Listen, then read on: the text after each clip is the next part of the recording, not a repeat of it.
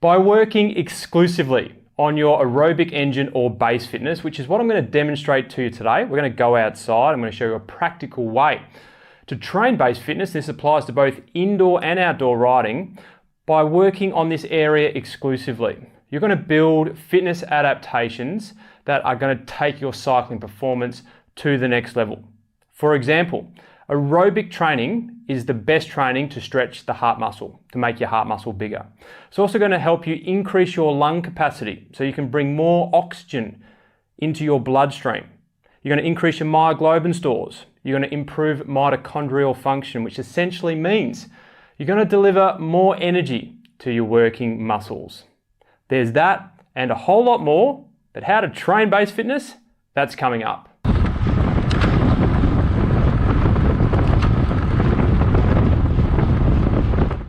So welcome back to the 29th edition of the RCA Training Tip Show, where today I have a special treat for you. I'm going to share with you a video that's one of 20 in a brand new online course that I have for road cyclists that are keen to take their cycling performance to the next level, being the up-level road cycling course. Given the fact I opened the course last Friday and I'm closing it in a few days' time, and I'm also offering a 30% discount to incentivize people on joining me in this new course, I wanted to give people out there that are thinking about joining me a flavor of what the content is like.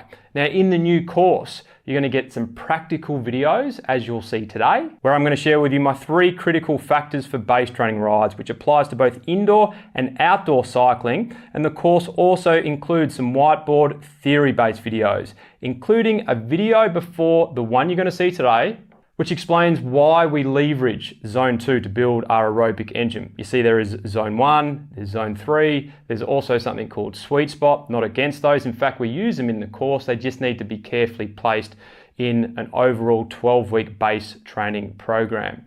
Now, if you get value out of this video today, please don't forget to give it a like. And if you're after more content like this, and you want access to 12-week training programs, a private group where I do live Q&As, every single month, and also support from coaches such as myself, then check out the link below and let's get into it.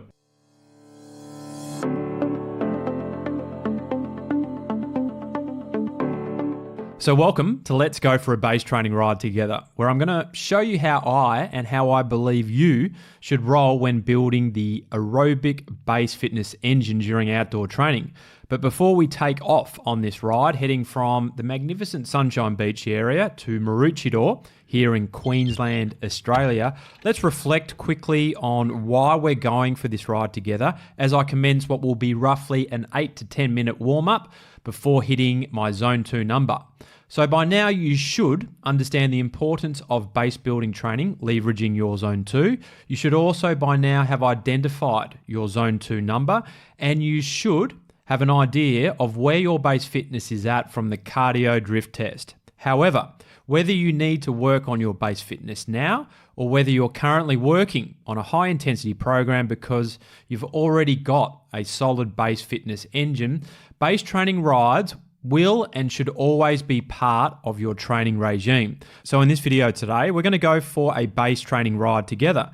Real world stuff where we have road undulations, traffic, roadworks, you name it. With the idea of this video being that you walk away, or maybe you ride away, with a better understanding of how you should ride outdoors when training base fitness. And there are 3 key takeaways I'm hoping you will get from this ride together.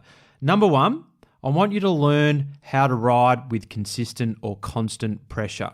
Number 2, I want you to learn how to use base training rides to enhance and develop new skills. And number 3, I want you to learn to keep an eye on your heart to see where the drift starts to creep in and to learn about variability in your heart rate.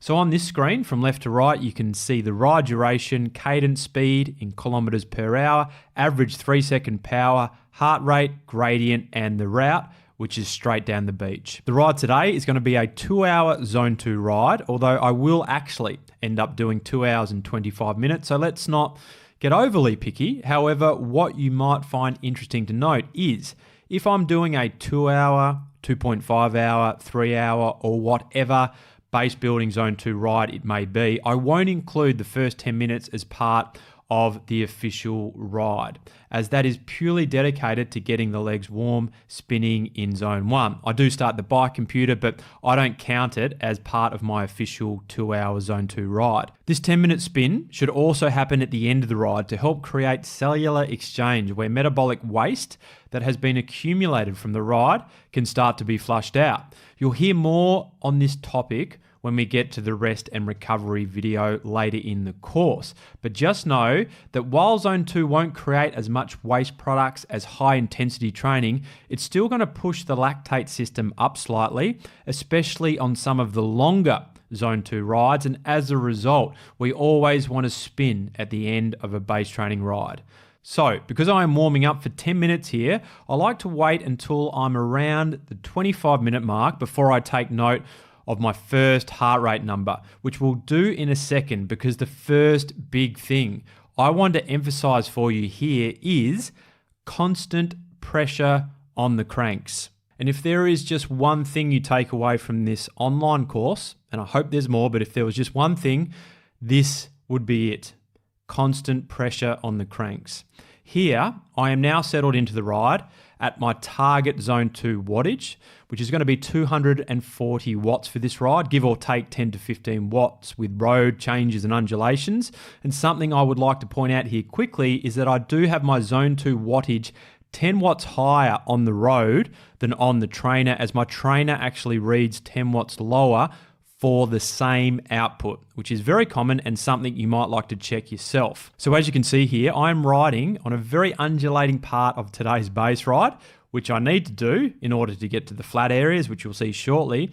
But what happens with many cyclists when they get to undulating terrain is they will ride hard up the hills, typically pushing it out of the saddle, and when they get to the top of the hill, they will coast down the other side.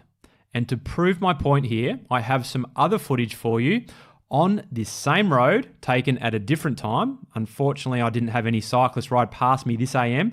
So let's have a look at this footage and you'll see a cyclist up ahead in white.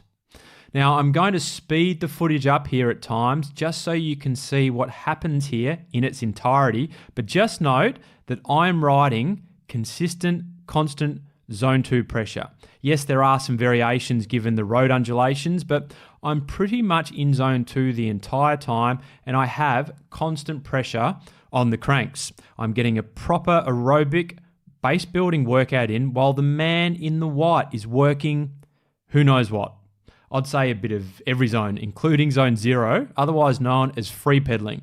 He's essentially being dictated by the terrain and momentum of the bike. And look, I'm not here to bag this rider, because if this is what gets him out of bed for some exercise in the morning and he likes riding like this, then go for it.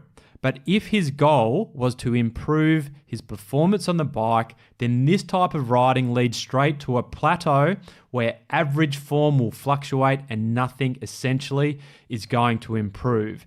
And let me be loud and clear here. This is the way many cyclists ride their bikes in training. All over the place without any consistency or constant pressure on the cranks. And that on-off nature that you can see leads to very poor conditioning at a musculoskeletal level, meaning you fatigue easier because in training, you're constantly in this on-off washing machine all the time.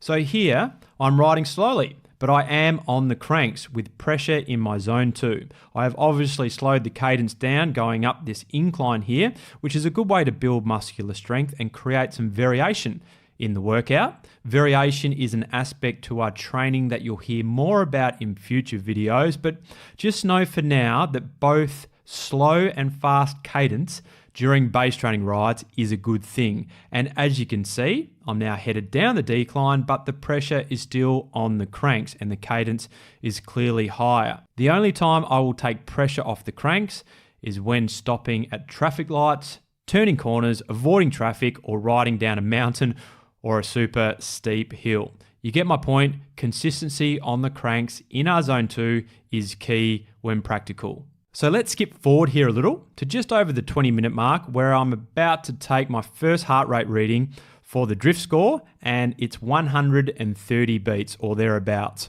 I would normally go to 25 minutes, but I'm about to hit a little row of shops with some traffic, and the slowing of the bike and pedal stroke will start to affect my heart rate. So I'm just taking it a touch earlier here. We'll skip forward here again to just over an hour into this ride. I am now on a bike path approaching the Maroochydore River, where I will do a U-turn. And as you can see, my heart rate hasn't really drifted yet, which I'm happy about given current fitness levels. And I'm on a bike path, which is a great tool to have for our base training rides for two big reasons. Number one, they're obviously safe. And number two, they teach us better bike handling skills. And that is one of the other key takeaway points I'd like you to have for this video, and that is using base training rides to further enhance and develop new skills. As base training rides are a great opportunity for us to hone our bike handling skills, what I'm about to do here is U-turn my bike in quite a